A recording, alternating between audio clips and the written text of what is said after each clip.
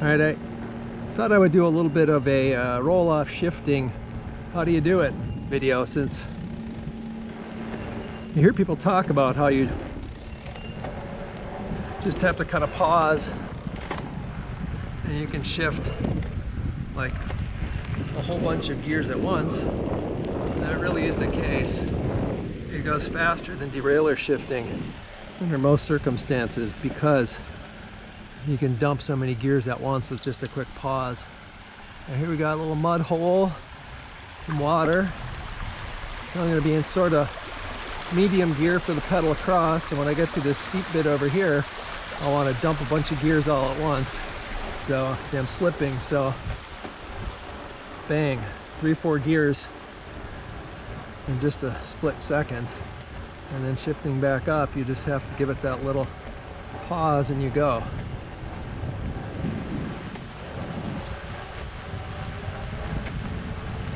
Now, you try to go under power,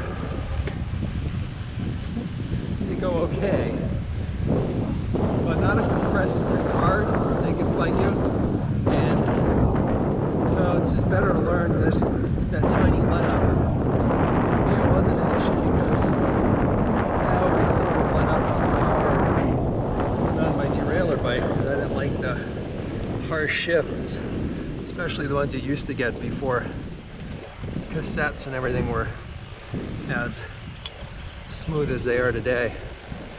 So it takes you almost no time to learn this. Then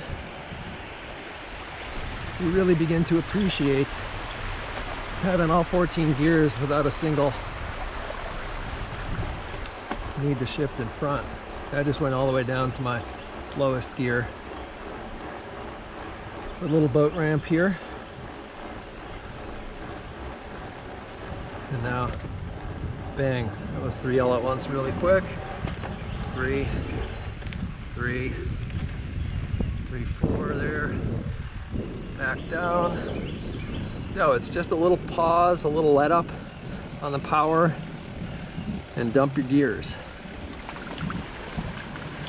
If you have heard that pause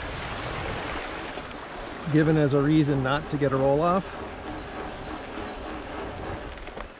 I hope this video shows you that it's kind of bunk. There might be other reasons you don't want one, but the pause should not be one of them. Even going up steep hills where you sort of feel like you might not even have enough momentum to do a pause, there's always enough. There's always enough to quickly dump a gear.